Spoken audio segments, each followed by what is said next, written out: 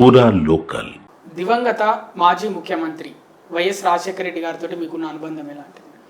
చాలా మంచి అనుబంధం, దగ్గర అనుబంధం. ఎప్పుడైనా అనిపిస్తుందా అంటే మిస్ అవుతారా ఎప్పుడైనా ఆయన ఉంటే బాగుండు అని? ఎప్పుడైనా తప్పక మిస్ అయింది. ఆయన ఉంటే నేను కేంద్ర మంత్రి అవుతుండే. చెప్పిండు, ఆయన మాట ఇచ్చిండు నాకు. అందరం కూడా చెప్పిండు, ఒక్కరిని కూడా కాదు. కేంద్ర మంత్రి అవుతుండే ఆయన పోయి ఇప్పుడు 10 సంవత్సరాలు ఈ రోజు వరకు ఇప్పటివరకు ఎంపీ ఉంటుంది, 4 సార్లు ఎంపీ ఉంటుంది కదా. పోయి అంతా అందరం అతలం కుతలం అయిపోయింది కదా. రాష్ట్రం అంతా ఒక్క నాయకుడు పోయినందుకు అతలం కుతలం అయిపోయింది. అందుకోసం రాజశేఖర్ రెడ్డి ఉంటే మాకు చాలా మంచి కేంద్ర మంత్రి అవుతుండే, రాష్ట్రం బాగుపడుతుండే, నగరం బాగుంటుండే.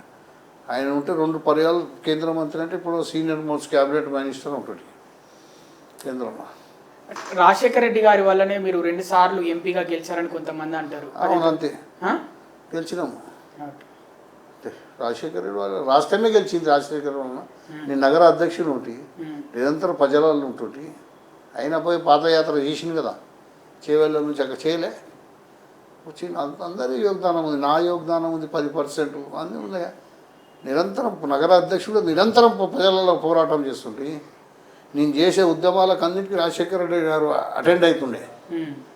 ధర్నాలకు దానికి ఆయన స్వయాన వస్తుండే. సిఎల్పి నాయకుడిగా వస్తుండే, పీసీగా ఎంఎస్ సత్యనారాయణ గారు ఉండే. నేను చేసే ఉద్యమాలకు ఎన్నిటికో ఆయన పాల్గొన్నాడు, పార్టిసిపేట్ అయ్యిండు రాజశేఖర రెడ్డి గారు. ఆయనతో నిరంతర సత్సంబంధాలు ఉన్నాయి. ఇప్పుడు రామచంద్రరావు గారు ఉన్నారు, ఆయనతో మంచిగా ఉన్నాయి.